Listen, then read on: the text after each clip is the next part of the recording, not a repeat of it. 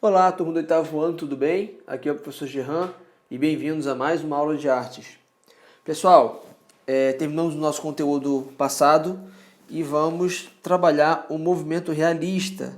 Na verdade, a gente vai utilizar de vários movimentos aqui, tá? Claro, sempre tendo como base o realismo. Me acompanha aí, por favor, turma. Lembrando, hoje é sexta-feira, dia 26/6/2020. Vamos lá, me acompanha aí, por favor. Movimento realista, o que é o realismo? O realismo é um movimento artístico voltado para a representação da realidade vivida pela sociedade, muitas vezes através de críticas e temas sociais, de forma simples. A linguagem realista é direta e objetiva, contrária ao subjetivismo característico do romantismo. O movimento realista teve também um papel muito importante no cenário político, pois, através de várias de suas formas de expressão, como artes plásticas, literatura, teatro e entre outras, retratou e denunciou diversos problemas sociais, como, por exemplo, a pobreza, a exploração laboral e a corrupção.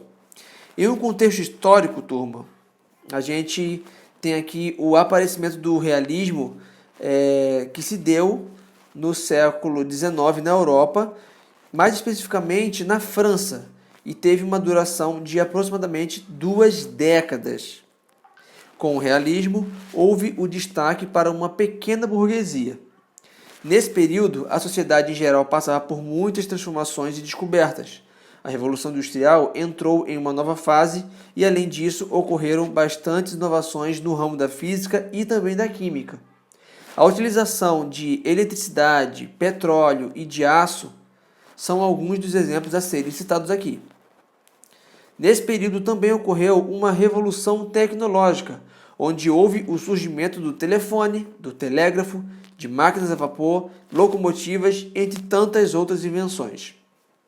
A gente pegando aqui as características do realismo, que inclusive vocês vão precisar memorizar, porque vai ter uma atividade depois disso aqui que vocês terão que fazer.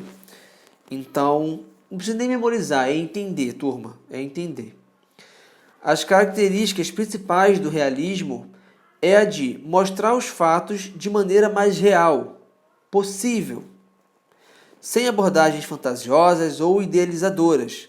Os artistas realistas tinham como objetivo retratar a realidade de fatos de maneira direta e objetiva. Veja abaixo algumas das principais características do romantismo, ou melhor, do realismo. Oposição às ideias do romantismo, abordagem objetiva, reprodução da realidade de maneira fidedigna, linguagem comum, abordagem de temas sociais e cotidianos, ou seja, falar da população, do cotidiano pobre, das mazelas sociais, enfim. Preocupações com o presente, tá? Preocupações em saber o que se fala, saber o que se trata, se estava seguindo uma linha histórica correta dos cotidianos da sociedade naquela época, tá? A ausência de heróis. As histórias, elas geralmente são protagonizadas por pessoas comuns e não por pessoas idealizadoras, né? Deuses ou rainhas ou imperadores. São pessoas comuns. E ela tinha uma forte análise crítica da sociedade, tá? Pegando aqui uma imagem da arte realista, a gente vai ver essa imagem aqui que se chama Os Quebradores de Pedra, de Gustav Colbert, um dos artistas do realismo. Foi através da expressão artística que surgiu o nome do movimento. Em 1855, o pintor francês Gustave Colbert teve seus quadros impedidos de participar de uma exposição denominada Exposição Universal, realizada em Paris, cujo objetivo era apresentar as recentes descobertas dos ramos da agricultura, das artes e da indústria por terem sido considerados ofensivos.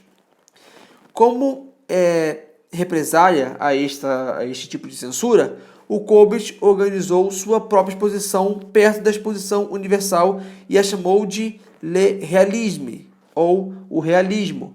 Essa exposição, inclusive, turma, foi feita num corredor de uma rua próximo à a esse espaço, né, essa exposição universal. Já que ela é universal, deveria ter colocado a exposição do cara à frente, né, mas não quiseram. No teatro, o realismo conquistou um espaço notório quando os temas passaram a ser o teatro da realidade. O texto passou a usar a linguagem do povo e não mais uma linguagem extremamente sofisticada. E os personagens passaram a ser pessoas comuns, em vez de heróis. O realismo no Brasil ocorreu da seguinte forma. O surgimento do realismo no Brasil coincide com um período na qual entravam em vigor leis abolicionistas. Essas leis libertaram os escravos e substituíram a sua mão de obra pela de trabalhadores europeus, principalmente italianos, para trabalharem especialmente nas lavouras de café. Nessa mesma época, a monarquia foi extinta no Brasil e o país passou a ser uma república.